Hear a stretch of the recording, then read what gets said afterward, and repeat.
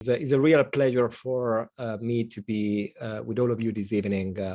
It's a pleasure to join an event of Friends of Imperial. And I have to say, I consider myself a real friend of Imperial. Not only I'm a visiting professor today at Imperial College Business School, but I spent 6 wonderful years at the Business School of Imperial College London before UCL. And I'm still very active in the Imperial community, active in research, active in education, and I've got a lot of good friends at Imperial. So it's really a privilege for me to be with you this evening to share some thoughts on the topic of the future of cities. And I guess some of the thoughts I'm going to share are going to be based on both my academic work in this field as well as my practical experience in this type of projects. So if you wanted to read more about my work and my projects, you just go on my personal website and you can find a lot of information.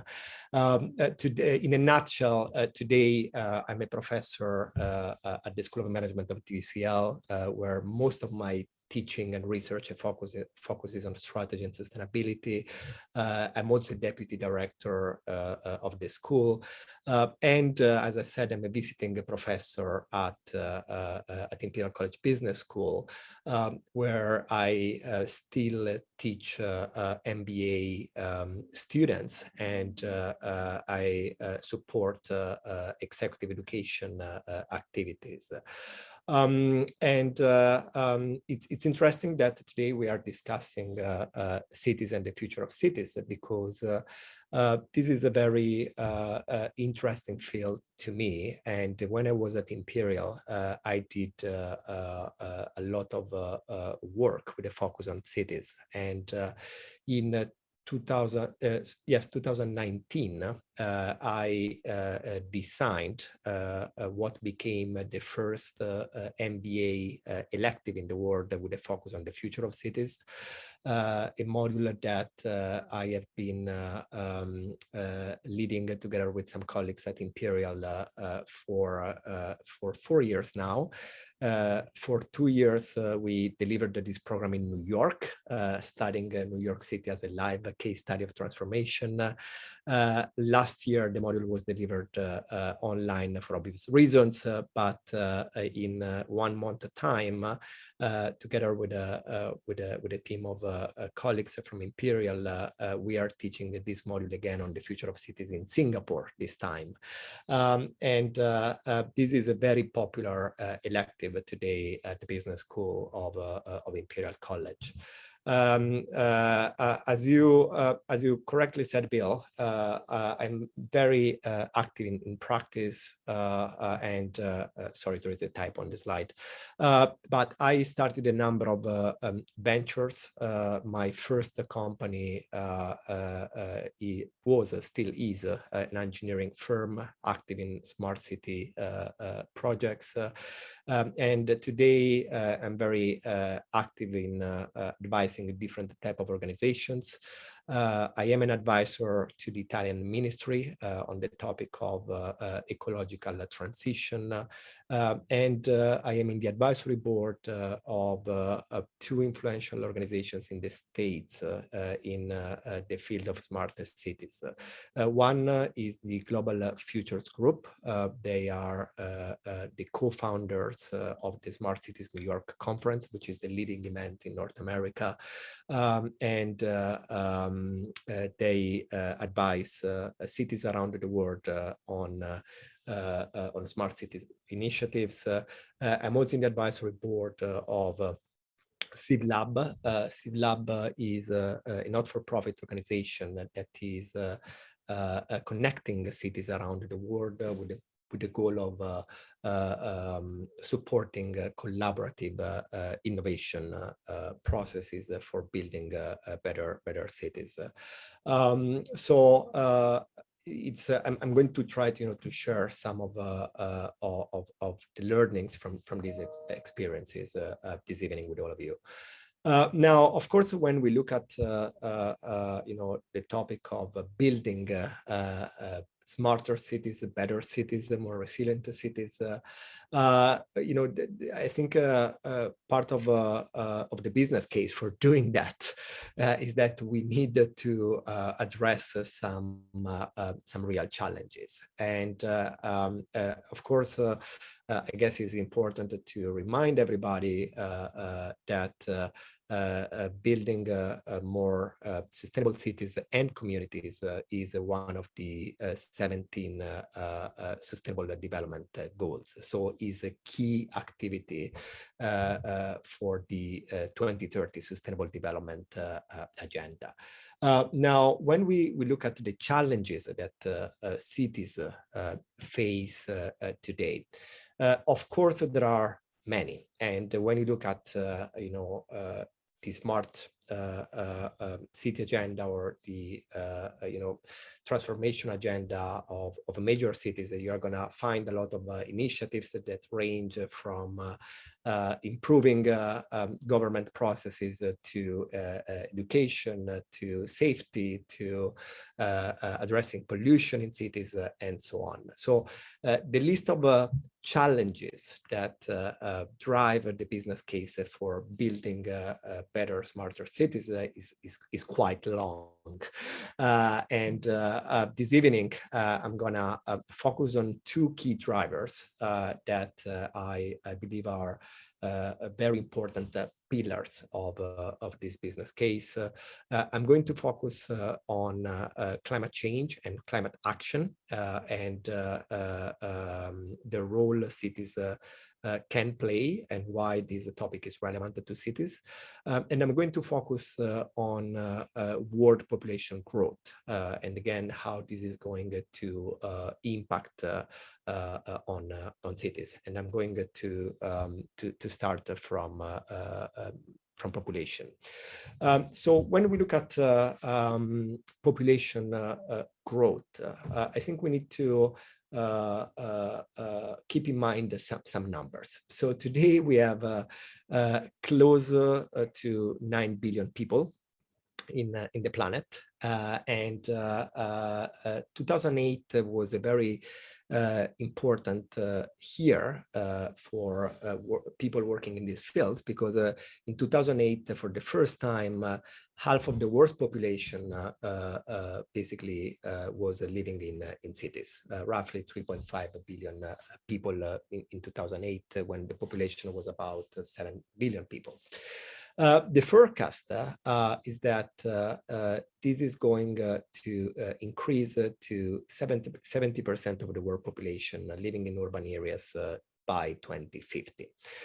This means that there is a major, move of people from rural areas towards urban areas. Of course, we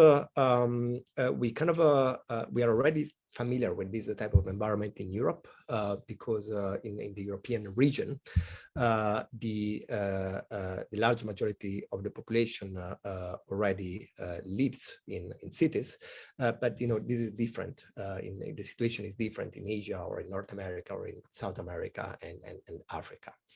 Now, when we look at population in the world, and as I said, today, the population is quite huge if you think about it. What is I guess the big problem is not the total size of population per se, but how quickly population is growing. Basically, population increased substantially 7-8 times in a period of 200 years.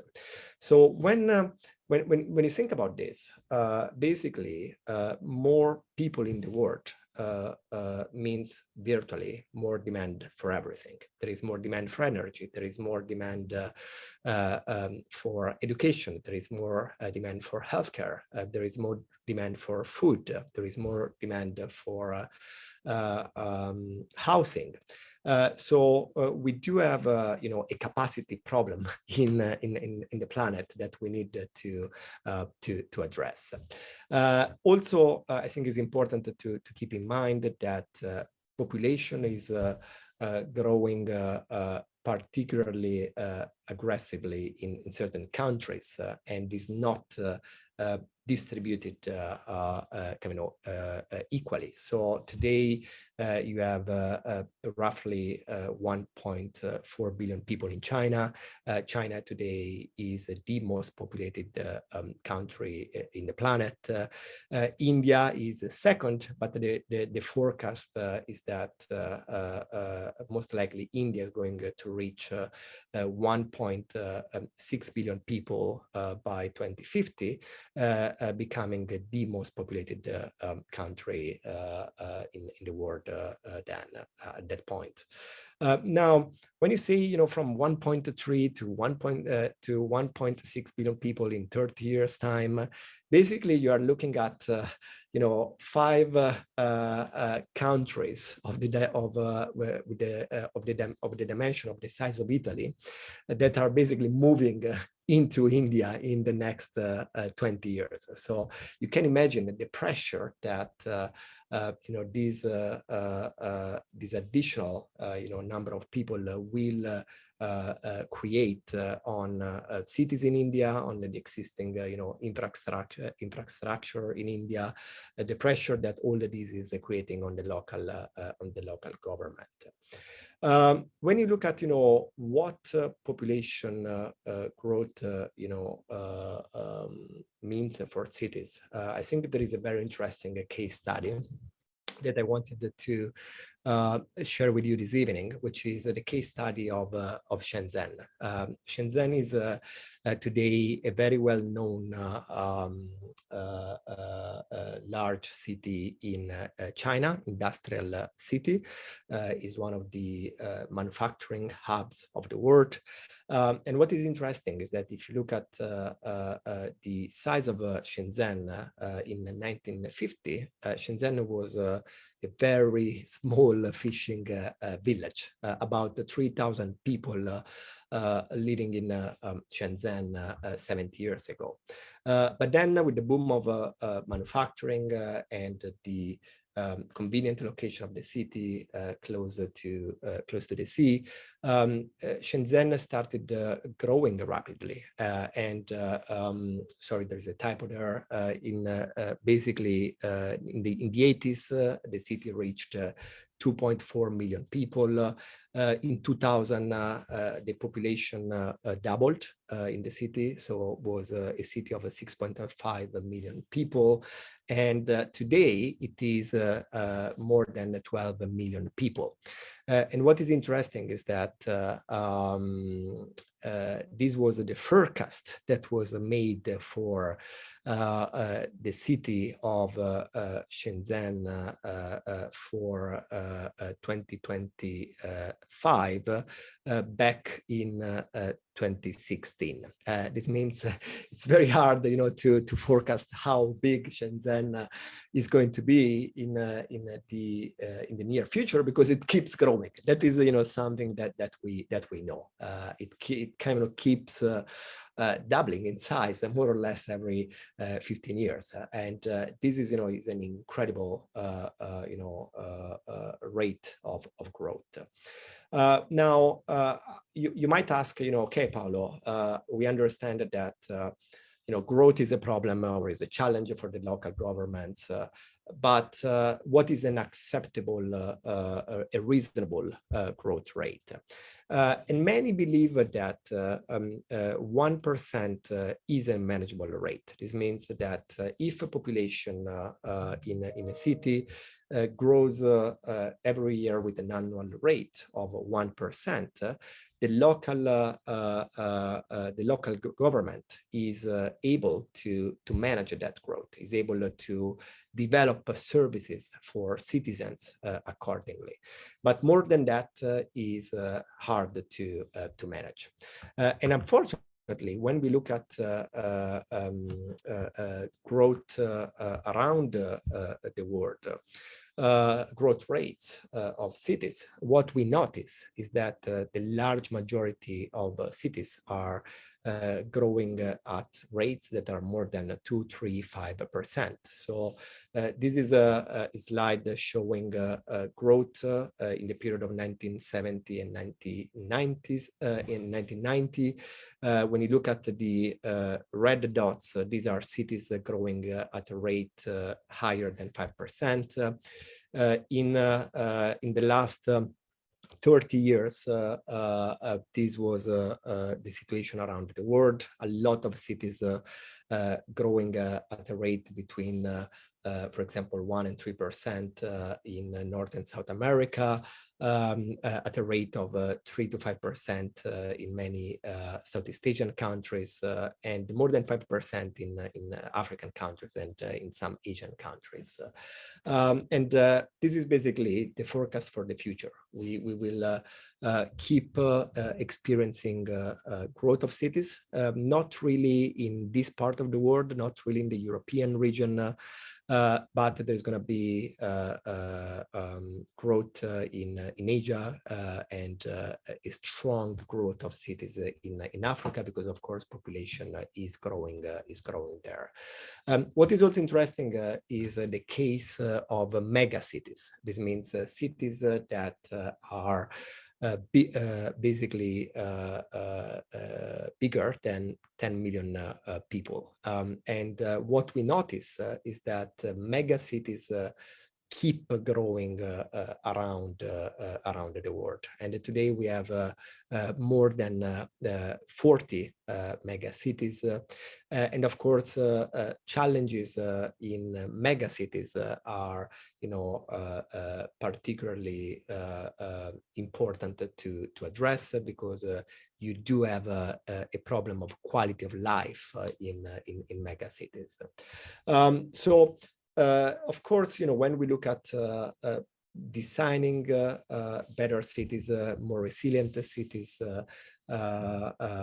and smarter cities, the population of the city is an important metric, an important variable that affect significantly the design, that affect significantly strategizing on this topic. The second, I guess, important challenge that I wanted to mention today is the challenge of climate change and why this is relevant for cities and what role cities can play. And I guess what is important to say, first of all, is that today we do have scientific evidence that climate change is taking place and is driven by human activities. There is a very clear strategy to address this problem. On one side, we try to develop strategies based on mitigation, and on the other side, we try to develop strategies based on adaptation, and both strategies are equally important. Let me say that one of the scientific authorities in this field is at Imperial College London, and it's the Grantham Institute. A lot of good research that is published and developed every year by the Grantham Institute that informs policy making in this field. Unfortunately, we experience every year, every month, every day, the consequences of a changing climate. And of course, particularly concerning are extreme weather events. And every year we can set new negative records. When we look at extreme weather events, we also need to reflect on the cost of these events. And on this slide, you see basically a summary of $1 billion natural disasters since 1980 in the States. And every single time you have, these big tornadoes, for example, hitting the States, you are looking at not only, very traumatic situations for the local communities. These events really affect, people. But on the top of that, there is, an incredible economic cost for the local governments to basically rebuild after these events. So there is also an economic business case for taking action on climate change. I guess that's the point I'm trying to make. As you probably know, today there is an agenda. And this is basically what was agreed in Paris a number of years ago, and what was also at the core of the discussion at COP26 in Glasgow last November. We are aware that if we don't take action rapidly on climate change, we should expect an average increase of temperature in the planet of 5 degrees Celsius. And we are aware that if we take action, serious action and global action, we can limit the problem to an increase of 2 degrees Celsius by the end of the century. And this is basically the type of global agenda that has been pushed by United Nations. Cities do play an important role because, of course, they contribute to the problem and they can be, part of the solution. Of course, the agenda is country specific. This means when you look at cities and countries around the world, what you observe is that the carbon footprint of cities in developed economies is much higher than the carbon footprint of cities in developing economies. And in order to achieve a sustainable development of society, we really need developed economies to provide capitals for a sustainable development to developing economies. And this was, the big discussion at COP26 in Glasgow last November. So we really need collaboration between developed countries and cities and developing countries and cities in order to create the conditions for a sustainable development. Now, cities consume a lot of energy. They consume about 2/3 of the world's energy, and they account for 70% of global CO2 emissions. So if we want to address climate change, we need to be able to build better cities, more energy efficient cities, cities that basically reduce their carbon footprint. Cities are also particularly sensitive to extreme weather events because most of urban areas are basically situated on coastlines, and this means that they really suffer, the consequences of climate change.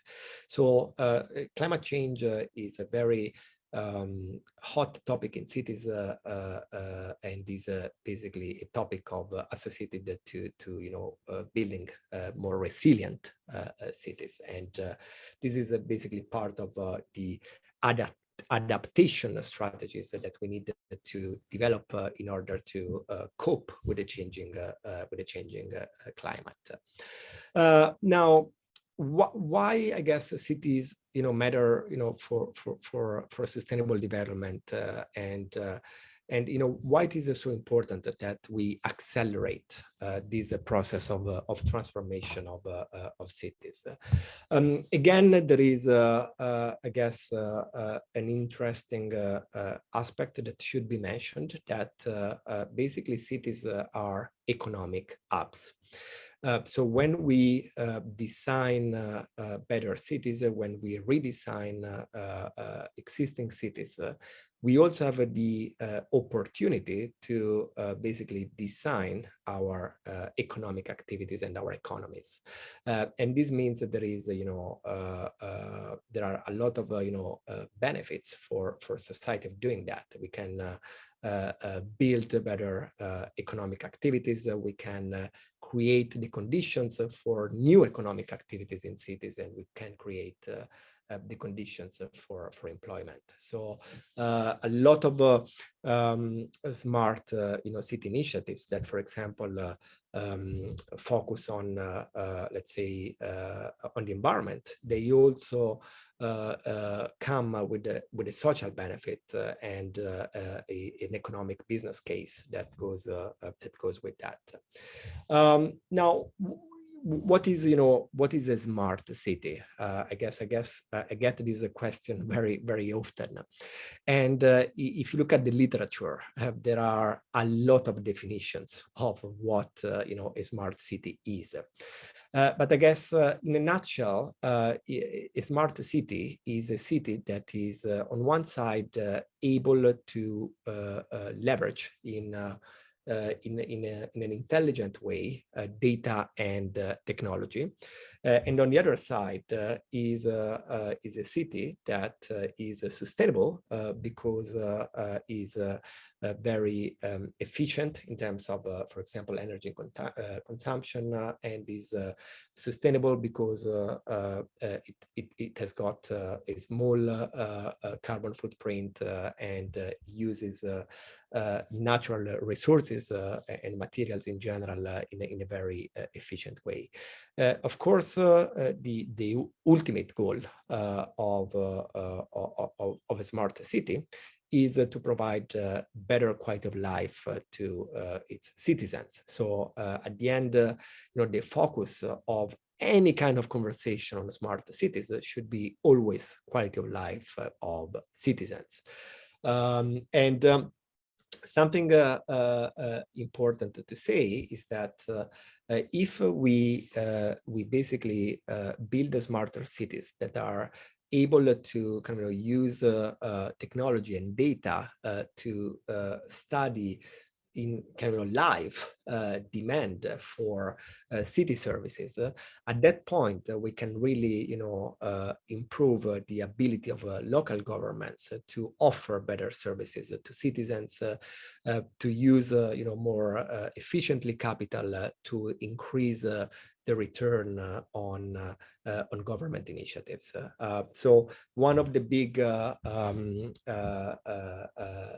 guess, benefits of building smarter cities is that you can basically change the way local governments work with the goal of introducing data-driven investments with shorter planning cycles. And that's basically, a real benefit for local governments. Now, when you look at innovating cities, of course, we have, I guess, very different scenarios. You have very established cities. That's the case of a city like London, where you have a legacy, infrastructure that you wanted to improve, that you wanted to transform, and you have a number of challenges associated to that type of situation. You have different environments, like, for example, cities like Dubai or Singapore that are relatively new cities, but are growing very fast. They basically come with different type of challenges and different type of opportunities. And then you have a number of projects that, for example, focus on building cities from scratch. And a great example of that is, for example, the vision for the city of Neom in Saudi Arabia. That on paper looks like a very fascinating project, but I guess the question a lot of people have is this going to happen? Is this going to materialize in the future? And it's not easy to engineer cities from scratch. There are, I guess, a lot of examples of projects that didn't materialize in the past. But you do have situations where engineered cities are successful. I guess a great example could be China.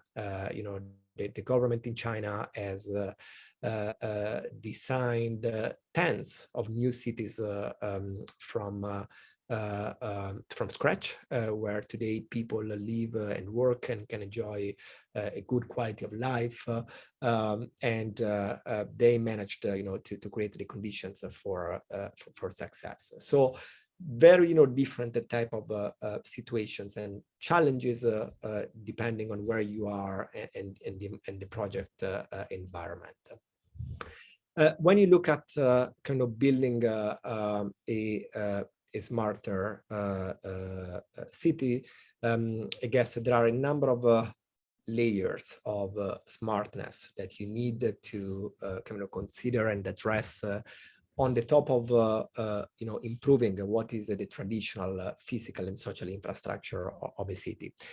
You need basically to kind of introduce a tech base in the city. This means you need to be able to generate a lot of data, and this means that you introduce technologies, sensors that allow you to generate a huge volume of data on citizen behavior in the context of any kind of activity, in the context of any kind of city service.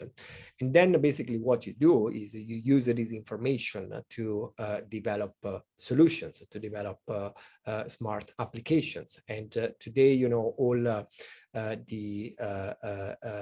the important innovations that we see, working in cities are, data-driven applications. But then, the certain type of solutions that might work, for example, in London, they don't necessarily work in Paris or in Rome.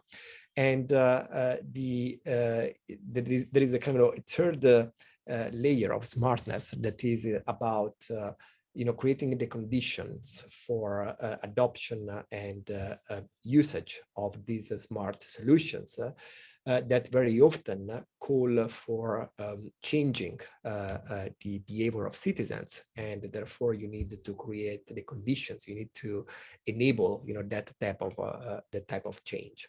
Now, when you look at smart cities around the world, today you do have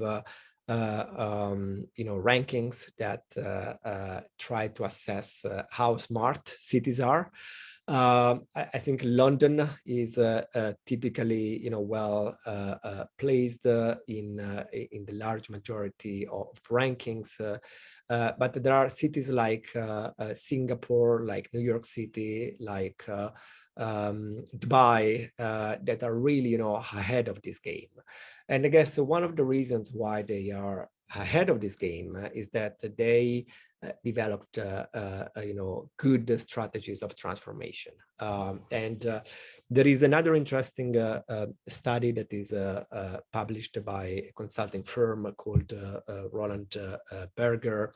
They call it the Smart Cities Strategy Index, and they basically assess if cities around the world have got good smart city strategies, and they assess how comprehensive these strategies are. Today you have a good number of cities with some kind of smart city strategy, especially large cities. But only a relatively small number of cities with a very good, comprehensive agenda of transformation.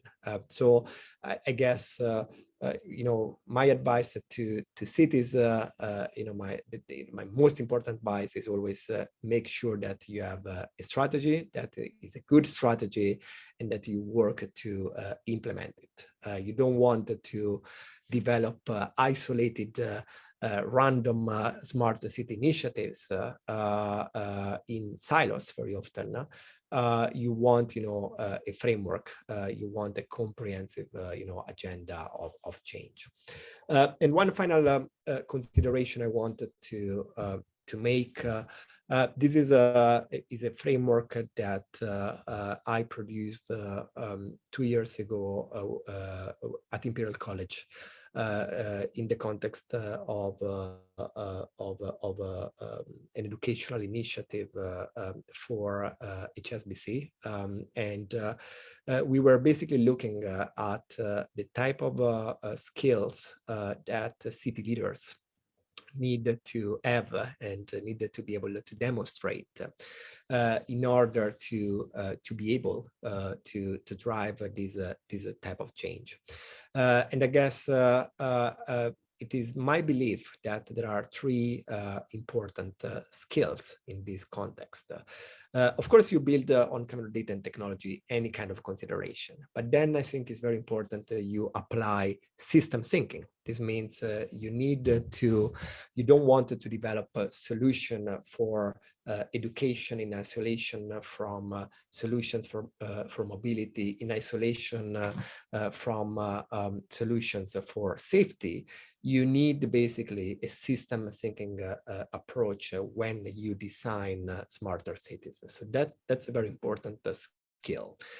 You need, of course, to apply sustainability thinking. And what I mean by that is that you need to be able to appreciate the economic, environmental, and social impacts associated to any kind of a smart city initiative. And you need to be able to mobilize stakeholders, the right stakeholders.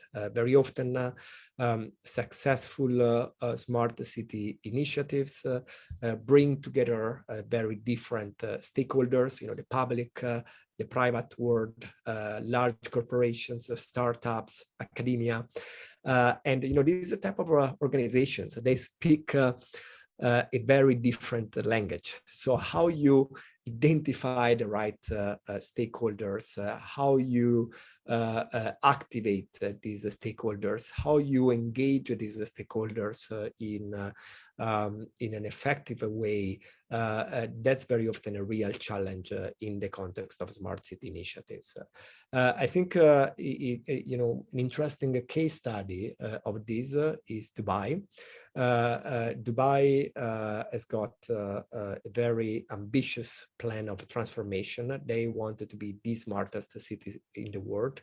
And a number of years ago, they created an organization called the Dubai Future Foundation. And basically the mission of this organization is to build the right ecosystem that is needed in order to achieve the vision of the city of Dubai. So a lot of, I guess, cities underestimate this aspect of the importance of building the right ecosystem and activating and engaging the right stakeholders in the context of smart city initiatives. And then, a very important perspective of any kind of initiative should be citizens. It's not, innovation for the sake of innovation.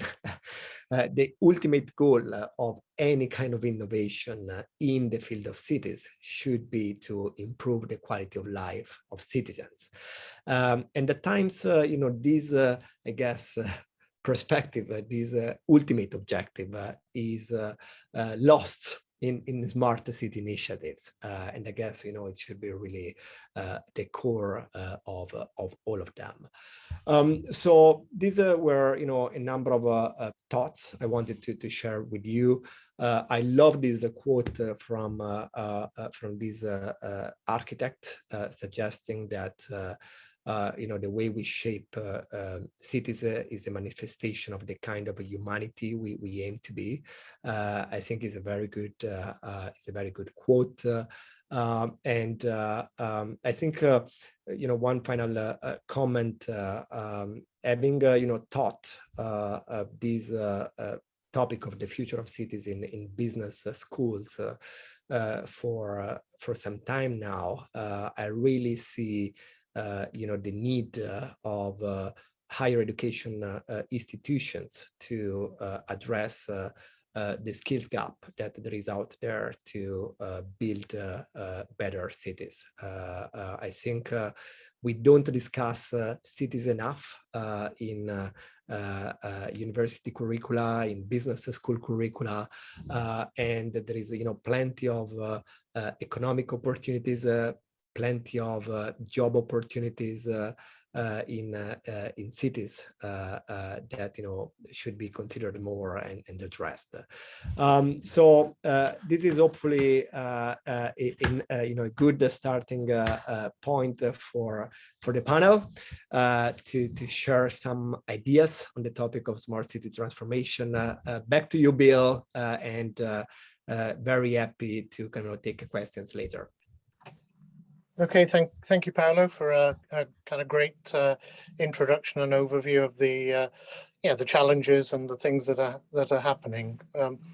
You touched on the point about a skills gap, and as you were going through the discussion, it kind of struck me, if you look at our existing cities, they've kind of evolved very organically.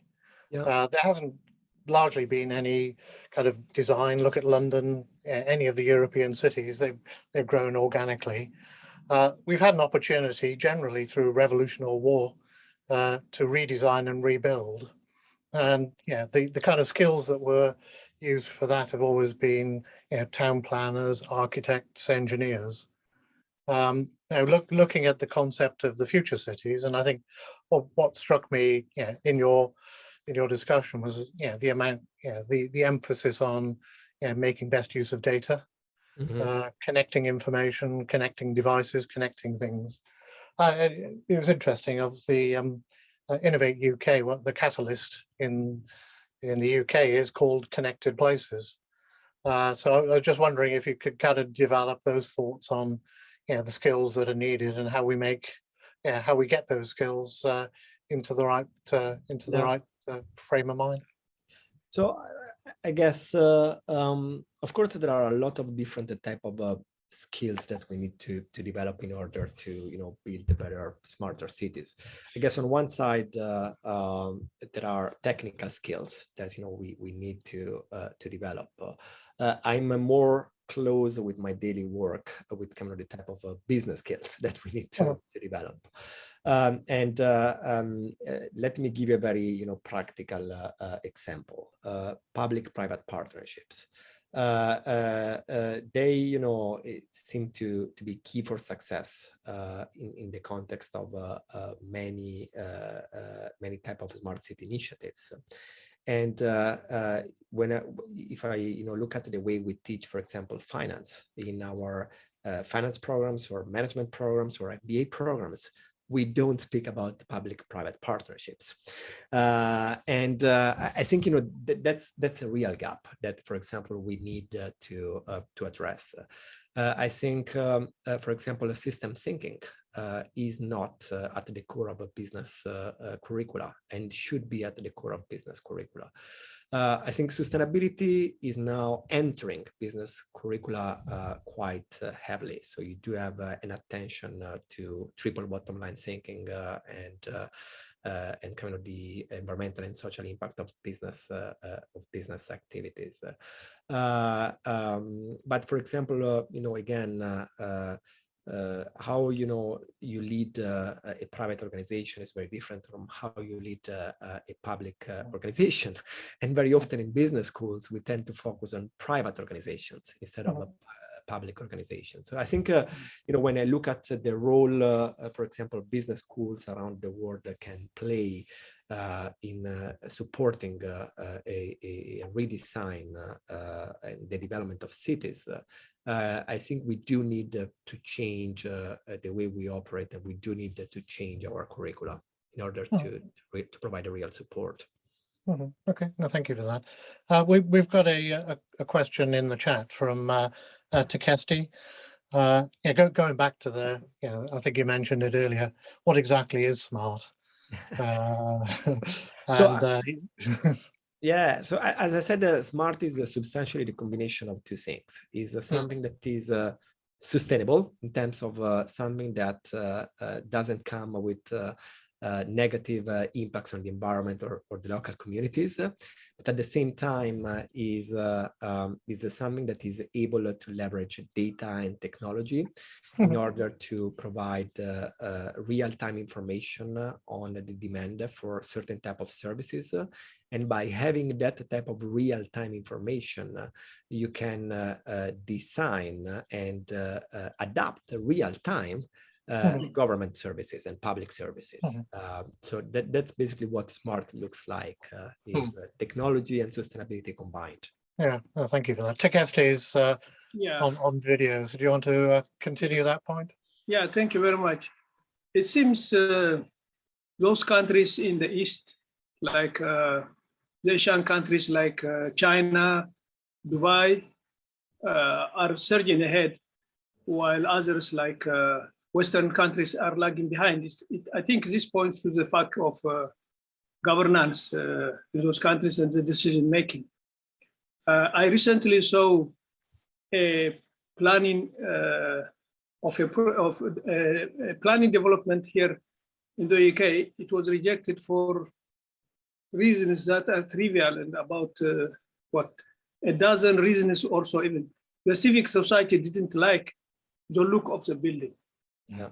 However beautiful, smart it looked. So I don't know how we will reconcile this, the governance and the smartness. Thank you.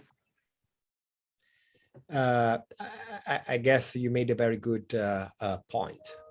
One of the reasons, for example, why Dubai is today a very futuristic city, and why in Dubai, for example, you have now flying taxis entering in service, is because they kind of created the environment and the legal, I guess, conditions for piloting and testing these type of technologies that otherwise would have been, very hard to test elsewhere.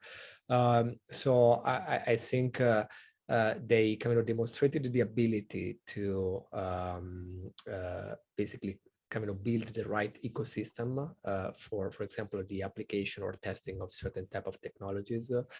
When you look at China, I guess is a very interesting country if you wanted to study smart cities. I guess the fact that you have a certain type of leadership and governance in China, of course, made certain type of initiatives successful. So one of the reasons why, for example, engineering cities work in China is because when the government decides that you create a certain urban area in a certain location, then people are going to move there. And it's not necessarily the case if you try the same, for example, in Europe Or, for example, in the Middle East that I was mentioning, there was this project in Abu Dhabi of Masdar City that was meant, to be an important engineered city in the UAE, and never materialized because people didn't like the idea to move there, and the government wasn't able to force people to move there. So I guess the local culture, the local government do affect a lot the design of smart city initiatives and potentially their success.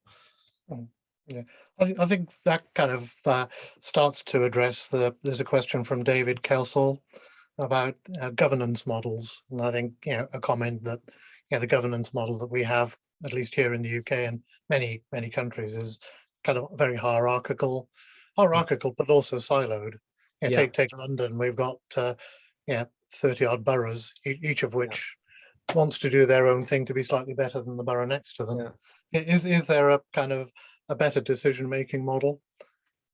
So I think for me, the second problem is more relevant than the first problem. This means today, if you look at the way many, for example, local governments and councils are organized is in silos. So the type of initiatives that are developed in the housing department are completely disconnected from the type of initiatives that are considered by the mobility department. And I think you need to connect first of all these departments with data. I guess that can be an enabler of the conversation. But then you also needed to create the cross-functional teams or radically redesign the organization of local governments. And of course, you do need leadership teams that are educated on these topics. Otherwise, it's not going to work. Yeah, that's good. There's an interesting point here about lots of planning into the kind of maybe the technical and the business side of it. Little mention of making a conscious city that supports spirituality and growth. Going back to the quality of life. Is there something more fundamental in terms of what we, after COVID, what we now expect in terms of quality of life? Yeah. So I think again, cities are going to reflect the culture and the identity of the population. So I guess that is very visible when you visit a city in Italy or a city in the Middle East. There is a reflection of the culture and the values and the kind of general approach to things. Having said that, I see the comment in the chat was pointing to Dubai. I think Dubai is comes across as a very artificial city, and partially is. I think not necessarily everything works fine in Dubai, and there are a lot of problems. But there are also a lot of interesting solutions in Dubai that now other cities in other countries are trying to emulate. And I think they really, pushed the conversation on what smart cities are and should be. So today you have also an interesting, knowledge hub in Dubai about smart cities. A lot of people that have got expertise that come from other cities go there to basically test the things, to test ideas, to pilot projects. So it's really kind of a living lab for smart city planners. That's a nice way to put it. It kind of struck me there was probably still going on. You presented some stats in terms of cities and GDP per capita in cities. Maybe we need to revisit the alternatives of I think we call it gross domestic happiness rather than productivity. So there's different ways of looking at these. So I think I'd like to move on to so thank you, Paolo, and we'll come back to you towards the end. I'd like to invite Rhea Singhla and Gabriel Yoong to to appear magically on Zoom. So hi Rhea. Hello Gabriel. So I think just by way of a kind of quick reintroduction, when we set up this this event last year, it was actually a year after a Smart Cities Hackathon that Imperial College ran. Or in fact, Rhea herself was one of the kind of key organizers of the hackathon back in November 2020. And Paolo at the time gave a keynote speech at that event. And part of that event was also to look at generating some innovative ideas. So what we were keen to do, and that's why we have this event in two parts, is actually kind of get Rhea back involved, talk to us about the work she's been doing and her organization. So Rhea, as I mentioned, she did an MBA at the Imperial College Business School, and she has co-founded Futurize Studio, which is, you could best describe it, but it's an innovation catalyst and innovation hub in some manner, looking at a whole range of topics, many of which are around the Sustainable Development Goals. The one that we've been talking about this evening is SDG 11. So I'm sure Rhea will cover that, but also very grateful to be joined by Gabriel Yoong this evening. So Gabriel studied mechanical engineering at Imperial College and has also co-founded as an entrepreneur a company which is kind of working in the e-mobility area. And I think Gabriel, you were involved in the hackathon last year, and we're really keen to sort of understand what's happening in your area, more broadly in the e-mobility and the specific work that that you guys have been doing. So I think we were going to take about sort of 25 minutes or so between Rhea and Gabriel, and then I'll fade into the background, leave you two guys to have a chat. And then we'll join you again for some further Q&A at about 7:30. Sounds good. Thank you so much, Bill, for the introduction. And thank you all for being here today. As Bill mentioned, my name is Rhea. I did co-found my company Futurize, which I did while I was at business school at Imperial. Actually, when we were at school, it was the last 6 months that was impacted by COVID. And while we were there, we really wanted to do something impactful and meaningful for not only like our community, but a way to better connect students around the world. We saw a pressing need. No one really knew at the time what was going to happen after COVID. So we ended up creating a hackathon, which I'll get into a little bit in a minute. And it was a success. And then we, started our company kind of that way. So what Futurize does is exactly what Bill said, an innovation catalyst. We're a studio that designs programs such as hackathons or incubators, accelerators. We host workshops and really build this ecosystem of innovators, of change makers, people all around the world to better connect university students to corporates and governments and really kind of make the change happen from around the world. One of our flagship programs is called the Global Challenge Lab, which is now what it's called. When we first started it, it was called the Smart Cities Hackathon. So we kind of grew that from the Smart Cities Hackathon, which is actually hosted by the Enterprise Lab at Imperial and Tsinghua University's X Lab. And that year, the first year, it was 3 universities. And then now this year, I think we have 18 universities all around the world in the 6 continents, over 1,000 students to join us. And we focus on a variety of different topics around the UN SDGs. So we did smart cities, we did good health and well-being. This year we do climate action. And we've seen numerous startups, including Gabriel, that have come out of this program. It may not have been the exact idea that has come out of the program, but it's really kind of an inspiration, a way for students to trial entrepreneurship in a risk-free, in a hassle-free setting.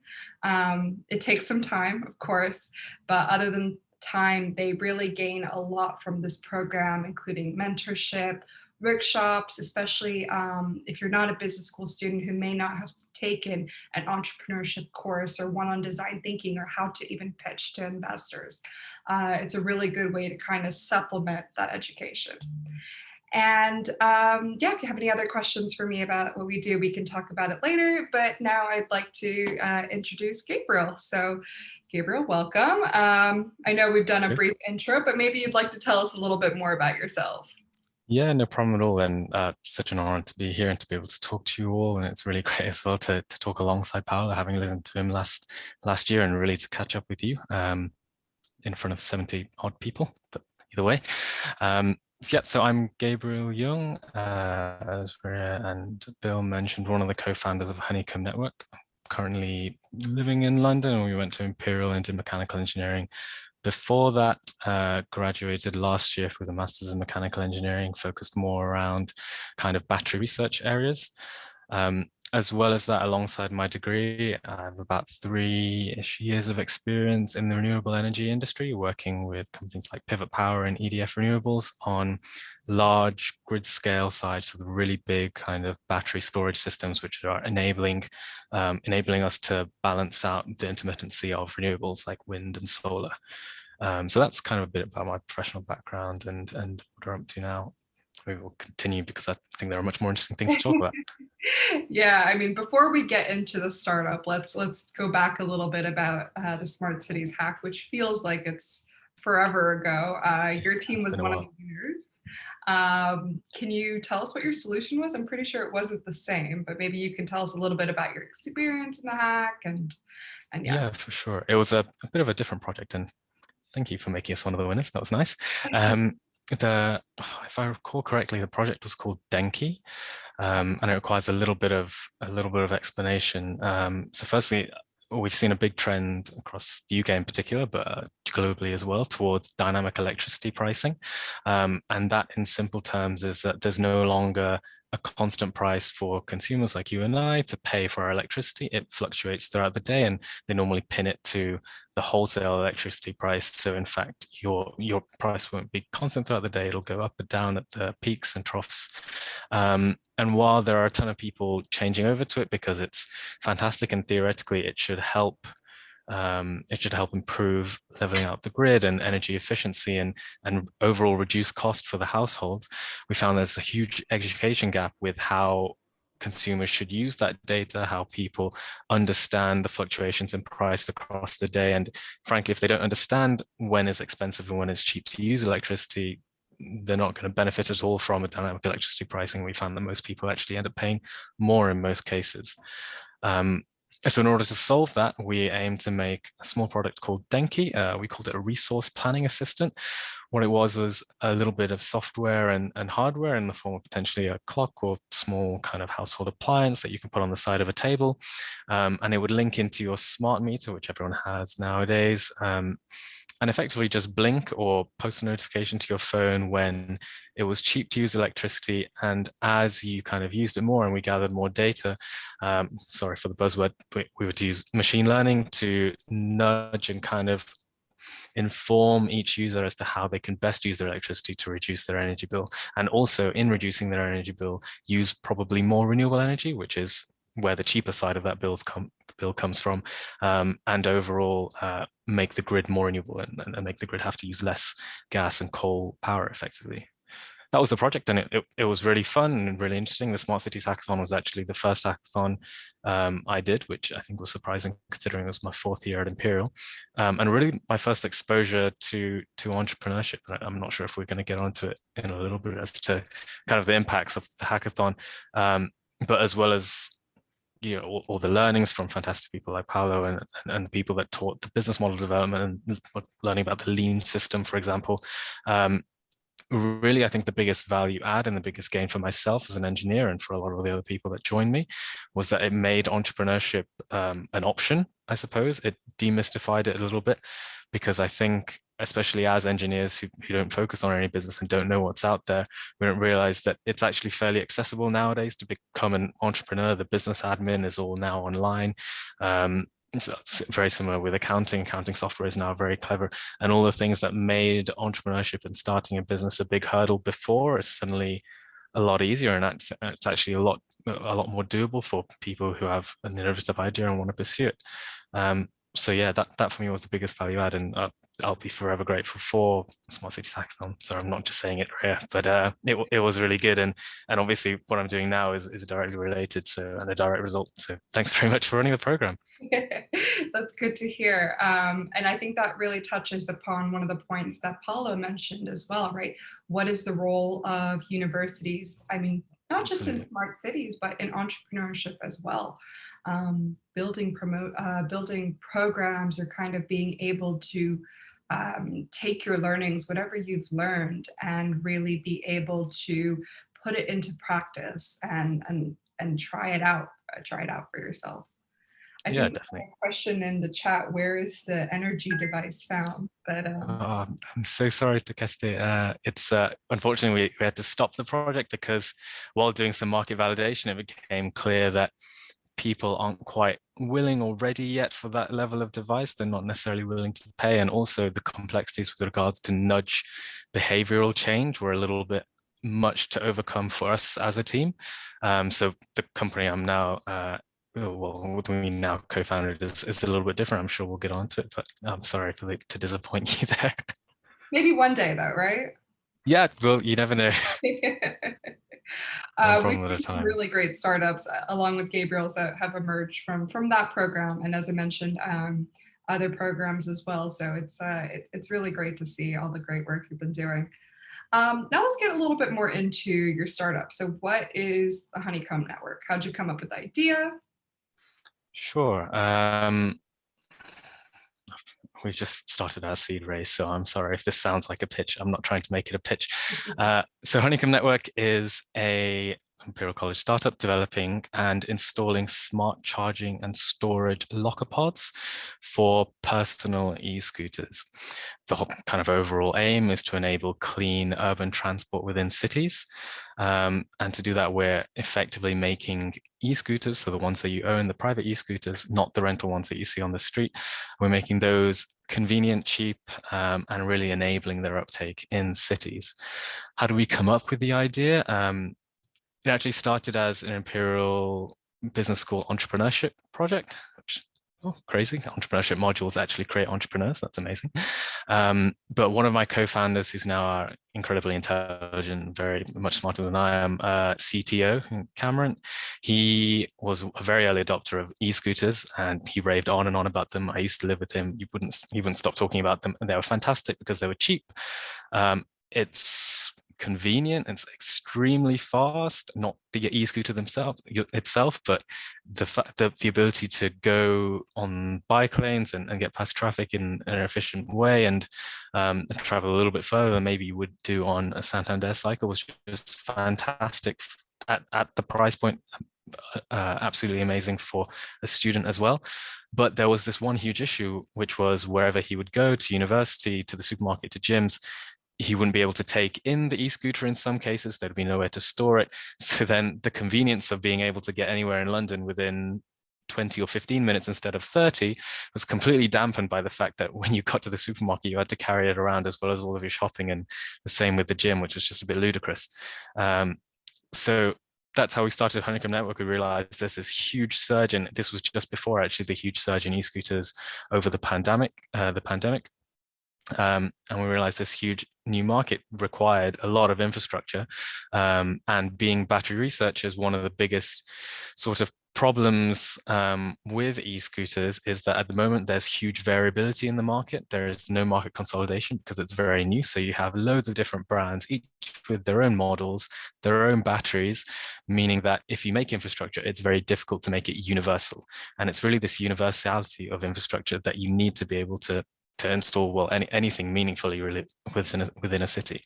So what we've done, and our solution, is that we've developed this universal charging board, which is unique because it can charge any scooter battery regardless of capacity, voltage, brand or model. and we've stuck it into these smart lockers. And what we're going to do next is we're going to install them across cities, hoping to get them all within so that wherever you are within a city, you're within a 5-minute walking radius of a Honeycomb locker. And with this network, we're going to allow people through a mobile app with a subscription to access the whole network, so that wherever they go with their e-scooter, they'll be a place to store and charge their e-scooter. And we're also doing some funky stuff with smart charging and battery degradation, which is just more stuff that we enjoy, so we're putting it in. But it gets more and more interesting with the data play and that kind of thing. But that's kind of the high-level introduction. Yeah, because I know with like universal chargers, they're trying to try those for electric cars as well, right? And there's a whole a lot of information. Yeah, the electric car situation is, I would say, a lot better, and it makes it a lot easier because they have a standard. So there's a standard connector, type 1, type 2. You might have heard of it before, for electric cars, meaning that infrastructure can just kind of spec to that standard, and fantastic, it works for everything. Unfortunately, with micromobility, we're not there with the legislation yet, and we're not there with the market consolidation yet. So no one has decided, everyone's going to use the same charger, unfortunately. So instead of waiting for that to happen, which could take another couple of years, and frankly, the planet doesn't have the time, we've just solved the problem from the other direction and just made something that works for everything, regardless of the tech that you've got there. And then in the UK too, if I'm correct, they passed a law recently to allow the e-scooters, because I never used to see them before, but in America, across the world, you see them everywhere. Yeah, it's a fun quirk with living in the UK. They've decided to be decidedly slow and take their time to understand this legislation. Unfortunately, it's still not passed, and we were supposed to hear something today. I haven't checked my notifications in a while, but Grant Sharps was supposed to declare something today. What you see out and about at the moment are e-scooter trials. So they're rental trials with rental providers who are given special permissions to run operations across certain areas of the UK, so that the UK government can pull the data and kind of try and understand the impacts on the local infrastructure and the public, which are fantastic. I'm fully on board with that. It's just what I'm not on board with is these trials started now 2-3 years ago, and they had an end date, and they keep pushing the end date. And as far as I can tell, they'll continue pushing the end date, which is stopping the legislation of privately owned e-scooters, which are currently illegal. So you can buy one, but technically, if you use it on the road, you're a criminal. I've told my co-founder already, please don't report him. But yeah, hopefully it'll come soon. From all the roundtables and discussions we've had with DFT, it's not really a question of if, but more of when, and when is looking to push towards 2023 around that time. But yeah. Wow, very interesting. So how does this idea align with the Smart Cities UN SDG? Quite a lot of verticals, I would say. I think the most obvious one is with the smart cities side, and from what Paolo said earlier, cities consume like 2/3 of the world's energy, and it's to do with all of that and using energy more efficiently. And with regards to smart cities, I think Paolo discussed earlier as well, it's a city which leverages data and is sustainable.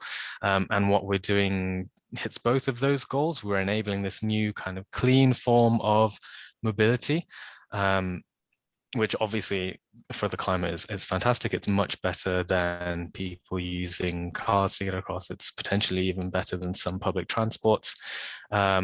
Also, all of our infrastructure, we're trying to make it this kind of, I've not really coined a term for it, I'm not going to coin a term now, it's that kind of smart modular infrastructure, which means that we can monitor exactly when a pod is locked, unlocked, used, how long it's used for, how much energy is distributed at that point for that charging time, which suddenly means you have this whole load of information about the city and the way people move that can feed into transport planning, as Paolo said as well. So it is really hitting those. And then kind of on a more obscure point, the other SDGs that we're targeting as well is 3, 7, and 9. Sorry if people don't know what those are. To be honest, neither do I, but I know the numbers. I think it's growth, and then, good health, I believe. Either way, it's also improving opportunity inequality, because the average price point for an electric scooter might be £300 on average. it means people can travel across the city. They don't need to pay £100 every month for a TfL pass. Perhaps it really improves that kind of lower income side of the city and improves the opportunity there. And a whole host of others like active travel and making cities, or focusing cities towards the individual as opposed to, as I think the question we had earlier, just cool tech. So I think it does have some good social implications, but I might be biased. All right. We talked a little bit about the challenges that you face, a little bit about the opportunities. Is there anything else you want to tell us about some of the challenges and opportunities you see? How are you going to scale? Do you plan on taking this past the UK? What are your plans? Yeah, absolutely. So luckily we've already discussed on legislation. That's definitely in the UK the biggest roadblock, and we're getting there. There are lots of people, potentially even people here, that would say they don't like e-scooters. That's fair enough. To that, I would say the UK hasn't experienced e-scooters yet. Currently, because it's illegal, the people that you have riding them, I don't mean to include my co-founder in this, but they kind of figure out it's illegal anyway. Doesn't matter if I ride it on the pavement. Will it be a bit more illegal?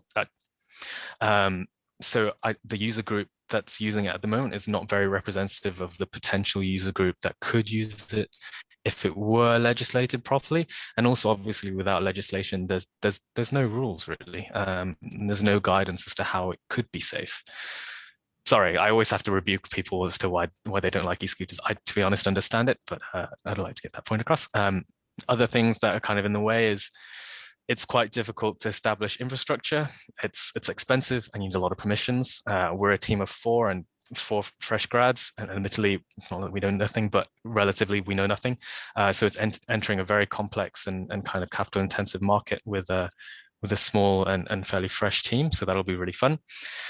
To scale, we're actually firstly going to Paris, which is another fun challenge in going international before you conquer your home market. That's good. But that's because they're very kind of pro e-scooter, and they're at the forefront in the EU, even though they were quite low on that index that Paolo showed earlier. I noticed that. Whoops, they must not be doing very well elsewhere. But everything is legal there, and they're very pro installing that kind of infrastructure. So that's our first market, and we're going to prove it, test it in Paris, which is already a huge market. There's already 2.5 million e-scooter users in France. And then as and when the UK does decide to legislate it and make things legal, we'll be in a really good position to deliver a lot of capital and really impact that market thereafter. And then the rest of Europe and hopefully USA if we're talking about dreams. Well, dreams are always important to have. So where are you in your funding process? So we incorporated last year in July 2021. Since then, we started an Innovate UK grant project. We developed kind of the, which helped us develop the proof of concept, the demonstrator, which we had in Oxford in February. We also closed a pre-seed round last September for 127,000 through SEIS. And I've been parts of bits and bobs of other grants and kind of accelerators, which have been really useful, like the greenhouse at the RI. I think Friends of Imperial did something with them there as well, with Richard Temper, who's been really, really useful and really helpful for us too. And all in all, we've had about 350,000 maybe in funding previously to develop the proof of concept, the prototype that we have now. We're now developing the final iteration of that, certifying it, which is a fun process that you don't have to do if you have software, but sorry, I'm not annoyed. Certifying it and everything to make sure it's safe, and then looking at IP and raising a seed round now, which started this week, as I mentioned, for 1.5 million euros, closing hopefully in September. That's amazing. Congratulations. That's very exciting. We haven't closed the round yet, but thank you. No, but I mean, from where you started to where you are, that's very, very impressive. And how has Imperial supported you?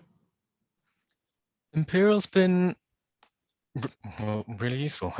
There's a lot of resources which I didn't realize were there during my degree. Potentially, if I did, would have looked at them earlier. Obviously, there is the actual engineering degree, which has been surprisingly helpful. Don't know why I said surprising. That it's been very helpful in like with all the software and design work and that kind of thing. The enterprise lab as well is a really good resource. That's the Imperial College business, not school, but kind of club, which is open to the rest of Imperial. Ben, Victoria, they're very useful there and in bringing connections. They were one of the reasons kind of through them, and then another connection was how we got our pre-seed investors. And they've been very useful in providing expertise when we need it. As a small team, we don't really necessarily know anything about IP law, but it's good that we have someone that we can go ask, and then maybe they don't know either, but they know someone that they can talk that can talk to us.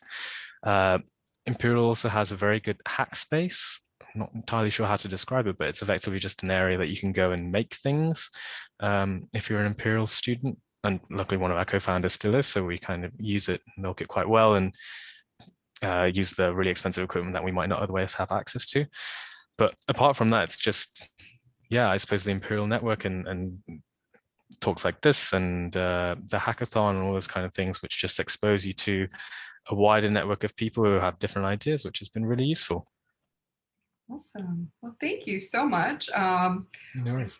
Super helpful. Congratulations again. And we'll be following your journey. I will kind of conclude our fireside chat and hand it back over to you, Bill. Great to catch up. Thanks, Rhea. Thank you. Yeah, thanks, Gabriel. Very fascinating to hear your over such a short period of time as well. Over the last couple of years, tremendous achievements. And you mentioned, and I think we spoke yesterday, just as a quick sort of briefing before this, that you're kind of part of Richard Templer's Centre for Climate Innovation, which sits, interestingly, taking up some space at the Royal Institution in Albemarle Street. So it's curious there. You've got the kind of a bit of the old and the new. Yeah, so, absolutely. It's fun to bring potential investors, like there, for example, we're a small startup that's been around less than 6 months maybe, and then we bring them to our office space, which is in the Royal Institution. They're like, oh, yeah, don't know how this one happened. Have you given a talk at the in the Faraday Lecture Theatre then? Unfortunately, not yet, but there is a demo day coming up for the startups in our cohort, which I believe will be there, and we're hugely excited about. So if anyone wants to hear nearly the same speech again, you're welcome to come. Okay, no, that would be good. So I've put a note in the chat. If anybody would like to ask any further questions, Paolo, you're very welcome to kind of rejoin us. So couple of things that sort of cropped up. I think, Paolo, you talked about sort of engaging stakeholders. I think, Gabriel, you talked about kind of changing behaviors and the nudge approach. Is nudging fast enough? Yeah, so Paolo showed some graphs which looked very steep. I think there's always the sort of the concern that you can nudge a few things in a few directions. But as we hear the news today, we're going to meet the 1.5 target, or the 1.5 threshold, probably a little sooner. So what can we do to accelerate these things? I want to go. I'll talk, I guess, from the mobility standpoint. Actually, what we found in the mobility space, talking as someone who's been in it for now nearly less than a year, is that you don't necessarily need to nudge people for these new, for example, private e-scooters, cheap, clean, all that kind of thing, currently illegal in the UK. There are already around 1 million of them in the UK. So if anything, that's people taking the leap first and saying, we were not going to wait for the legislation to say that we can use this because we can already see all the benefits. So actually on the mobility space, and I think it is kind of a consequence of it being the mobility space, which is very established and very kind of a lot of danger and hazard with it, I think legislation lags what people want to do. So it's kind of the opposite there. I think Paolo will be able to talk on the rest of the spaces much better. No, I mean, I think you made a good point. I guess when you look at the type of e-scooter services that we have available, for example, in London or the UK, very often they come with kind of slightly different business models. And I guess that has got, I guess, consequences for the level of adoption. So something I guess we are trying to learn from these experiences is what business models work better, so you can then deploy them at a larger scale. I think when we look at this type of innovation, we need to keep in mind that there are stages that we need to go through. We need to learn from, and finding the right business model for this type of innovative solutions is an important aspect in order to scale these solutions and get citizens to use them. By the way, this weekend there is the first e-scooter motorsport championship in London. I've been invited to attend. I'm very curious actually to go to that event. I think it's a fantastic initiative. I'll be there too, Paolo. I'll see you there. You kind of, I thought you hinted that sort of smart meters had taken off, but I'm not sure that's the case. I think there's probably some adoption, new builds. I guess smart meters are there, but I'm not sure that we're incentivizing consumers yet, or maybe consumers, and we're not communicating it. Maybe we're not putting the right incentives in place. There's always the suspicion if I take my smart meter now, which I'm promised will be cheaper, in 2 years' time somehow it'll become more expensive. And maybe we need to find better ways to incentivize people to shift. I guess, yeah, absolutely. And I think in the moment you have a kind of a smart meter in a house, even if you're not, particularly educated or, an energy expert, you're gonna, even randomly look at it every now and then. And I think the numbers on the screen are gonna get your attention at some point. This means when you notice that your daily consumption, today for some reasons is the double of yesterday, then you can, qualitatively appreciate that today, you did something different that led to that type of consumption. So that is gonna, I guess, slowly, trigger a process of education, and it's gonna slowly change your behavior. For example, I do have a smart meter, and I've been playing a lot of experiments to understand how my consumption behavior was affecting my energy bill. And at times, it's not easy to, I guess, understand what's going on. But you do change the behavior of users the moment that you give them access to information. Or maybe the kind of energy price shock that we're having this year will kind of motivate people to look a bit more. Martin Keats, Martin, you had a question in the chat. I don't know if you want to come on camera and ask it, or you want me to ask it. I think it's about the kind of transition costs. So the costs of becoming smart, I think. So the investment needing to become smart has a carbon impact in its own right. I think in the building industry, they're kind of they've got metrics now about embedded carbon in buildings to make better informed decisions on whether you renovate or build from new. Yeah, I think it's also I think it's an interesting question is how you create the conditions for a just transition. Because technology evolves very fast. Today, I guess there are solutions that we might want to deploy immediately. But I guess investments have been made on different solutions in the recent past. And companies made investments, governments made investments. You can't simply say, okay, you know what, I'm gonna stop all of that and jump into a different solution because it's better.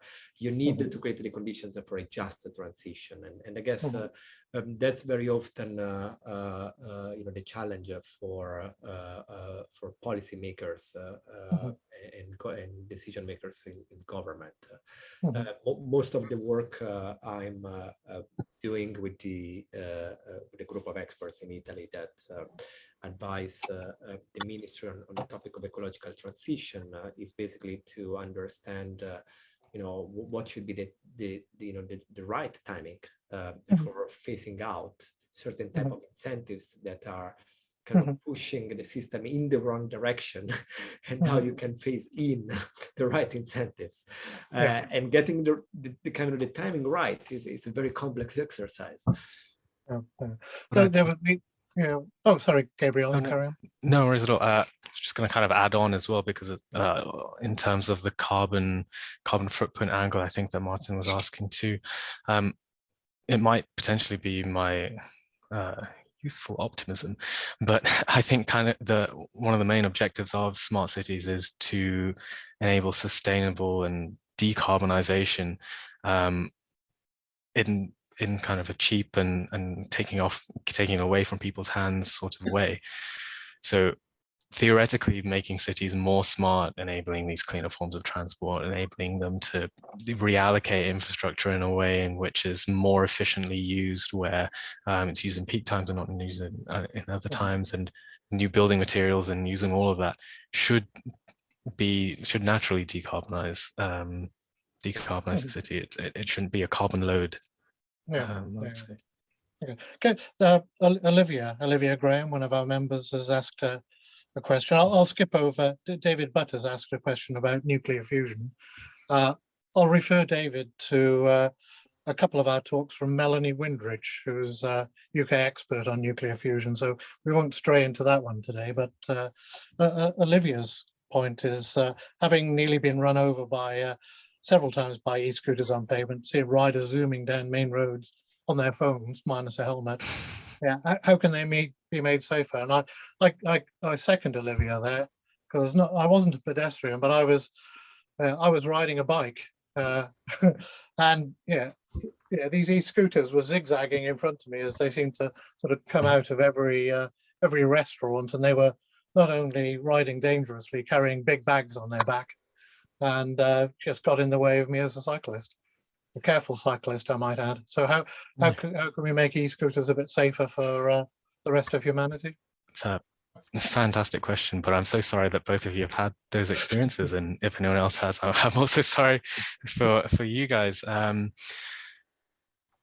It's a couple things at the moment, because there's a complete lack of legislation and everything like that. You have the absolute worst case scenario wherein there is no education, so people don't know okay, we can be nice and say maybe they don't know the safe way to ride on e-scooters. B, there is no one enforcing safe riding, and C, there is no or the same penalty for riding recklessly as there is riding safely, because they're all illegal.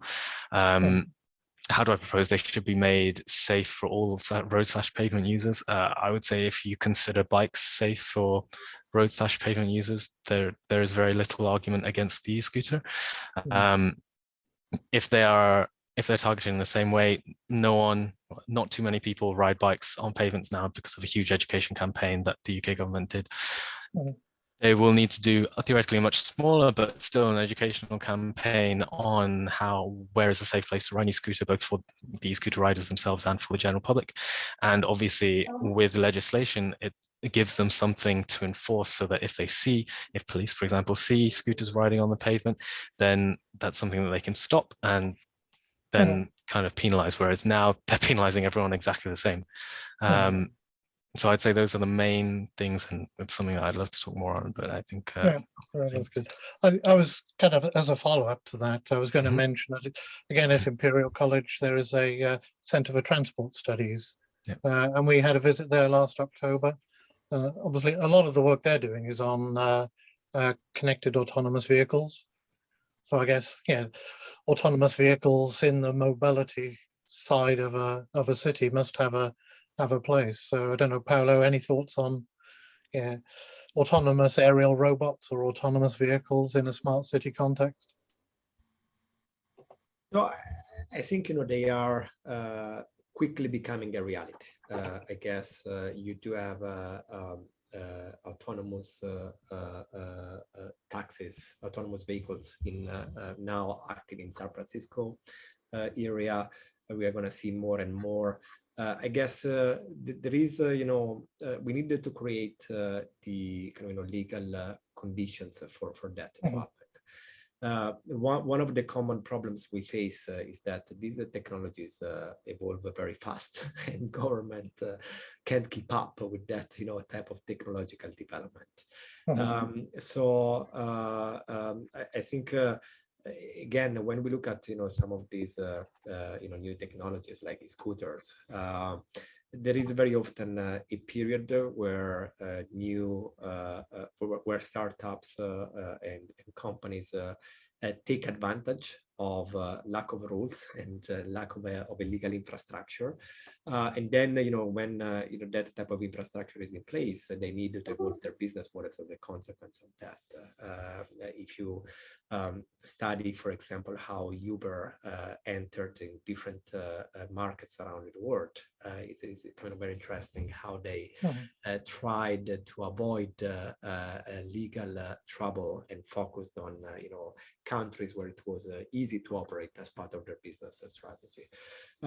So I think with autonomous vehicles, we're going to see probably soon pilots in European cities, because I think it's in the agenda of many cities, but most likely it's going to be a reality sooner outside European countries, because they are a bit ahead of the game on that. Yeah, no, appreciate it.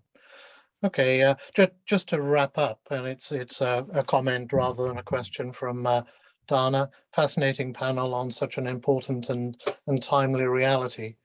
Sort of thank you for organising, and thanks to Paolo, Rhea, and Gabriel. So appreciate that. I think I'd like to ask David Southwood if you could bring yourself out of hiding and just wrap up this evening with a few words. Right, well, thank you very much, all three of you. What a wonderful display of, it was a gala performance of engineering for me. I mean, it was tackling the problems that we know are there, but treating them as things that have to be tackled, that human beings are going to learn to live with.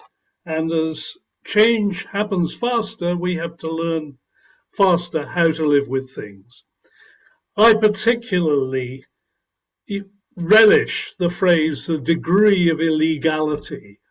I'm afraid that's a very 2022 phrase for me.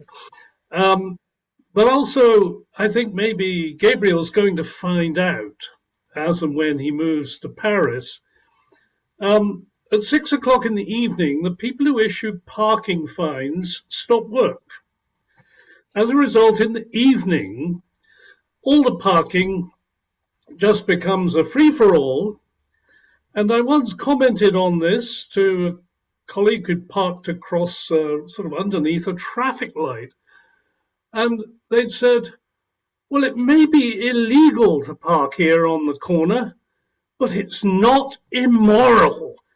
And I think that issue of the difference between illegality and immorality is quite important in some of the aspects of what Gabriel is concerned about with e-scooters. We have to make sure they're not immoral, and ultimately illegality has to fit around the morality of the system. Anyhow, it's given me a lot to think about. I'm sure that's true for everybody else who's been listening. I would like, if it's possible for everybody to unmute, we can show our appreciation of our speakers in the familiar way.